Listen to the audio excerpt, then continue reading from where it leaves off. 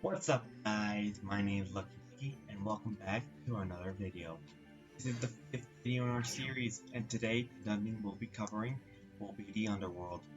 Now if you haven't seen the previous videos already, the first video we did Desert Temple, the second video we did Winter Outpost, the third video we did Pirate Island, the fourth video we did King's Castle, and then the fifth one we'll be doing the Underworld. Now in the Underworld you require level 80 to do this. And if you want to do its nightmare difficulty, it will require a level of 85 or higher. And to move on to the next dungeon, which we'll be doing in the next video, you'll need a level of 90. Now, Underworld is seemingly a very interesting dungeon because I find the bosses of these dungeons to be absolutely huge. I'm pretty sure these are the bosses which have that are the biggest bosses in the game. They're not the best ones, but they're the biggest ones certainly. Let's go ahead and load up a Underworld. Go ahead and here and start it up. Now while we load up, we can take a look at right here on the wiki, and we can look at the mobs. Now the first mob is here a demon warrior, basically this kind of the swordsman, one of the ones that we ran before. The archmage does a line, and now the third one, the elder dark mage. Now this one's interesting. It kind of summons a circle around you. I'll show you soon, and it will constantly do it, and it won't move. The blood minion are basically ones that basically work like demon warriors, but after a while they'll go completely red and do a ton of damage. Now once we've loaded up, this is a pretty big room.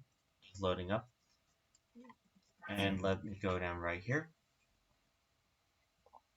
and start it up. Press start, and we can start doing these mobs.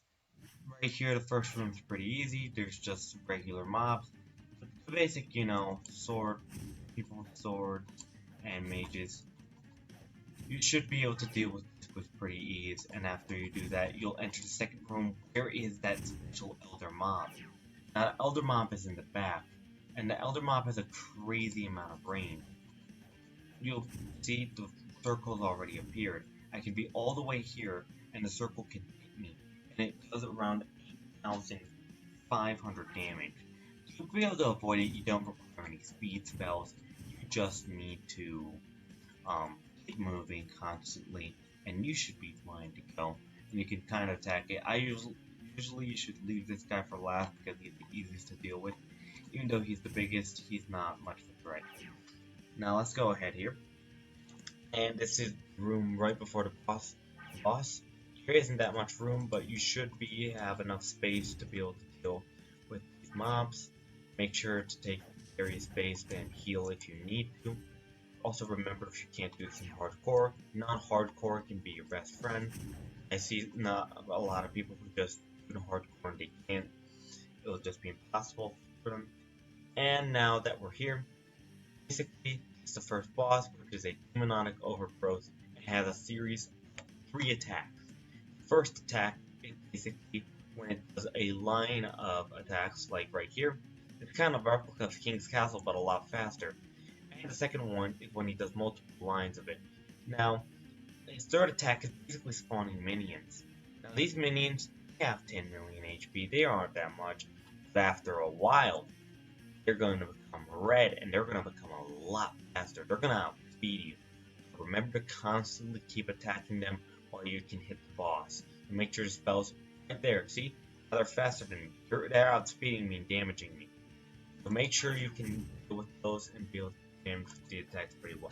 This is the easiest boss of 3. Now for the mage group here, what I recommend is that as soon as they all shoot, go to the side and you should be fine. Attack. Usually all attack at the same time. You'll be fine. Now for the swordsman, it's a little more complicated. They'll come dashing at you.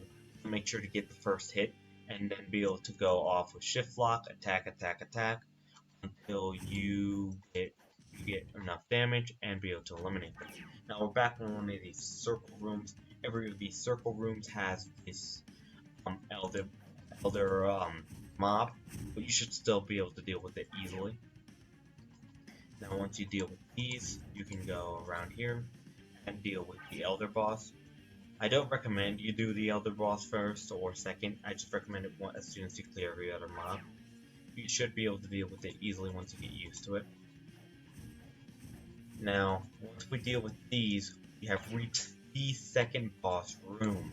The second boss room is a little tricky one, to be honest. This one, if you are not ready for it, can be a lot of problems. Basically, this boss will dash at you. It's kind of like a deer, something, and it will dash straight at you. Now, make sure to not spread as many space when it dashes, because if you fill the entire place, then you won't be able to do anything anymore and be able to stand anymore. So your goal is to space the attacks as low as possible around the map, because these attacks will not leave ever. So make sure to do them well spaced. Because if you run out of space, you're going to die. Now I'm going to go ahead and eliminate it. And then we're going into the final mob room. This room is absolutely huge. It is so big. Also a reminder, if you're lagging in these dungeons, especially a dungeon like this, feel free to turn on show abilities, damages, and music. I'm going to keep show abilities back on and basically deal with these. Now, there is a second phase to this boss. Unfortunately, I'm going to one-shot it, and I won't be able to show you. I'm going to show you in the wiki after this.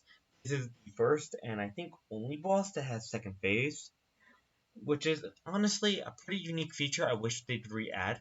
And this boss is pretty much super mega huge. Like, look at the size of that. So its first attack, it does this sort of ladder thing. Does regular damage with it. You should be able to deal with it easily. Then second, he'll just hit his hand right there, and then all diagonals will be hit by a laser. And then every player will be hit with that little circle. And if there's like too many people widespread, that can be problematic. I'm going ahead and eliminate it here as soon as I can, right there. And let's go back to the wiki. And basically, its second phase is basically this heart, the demon's heart. Basically, when it reaches half health, it will cough that out of its mouth, and it will basically start spawning minions. This thing's kind of like a second phase or something like that, and while the heart is out, you cannot damage the boss. So make sure to do it as quick as possible and as well. Also, recommended HP will be around 40,000 for Insane and 65,000 or more for Nightmare. Now, that's about it for around the bosses. This dungeon can also be done in Wave Defense, so make sure to do that in Wave Defense. If you're ever struggling with loot, I recommend you getting the Nightmare stuff of other dungeons, or maybe trying getting the daily bonus. You should be able to get it easily. And when you need to upgrade stuff, you can still go to the upgrade menu.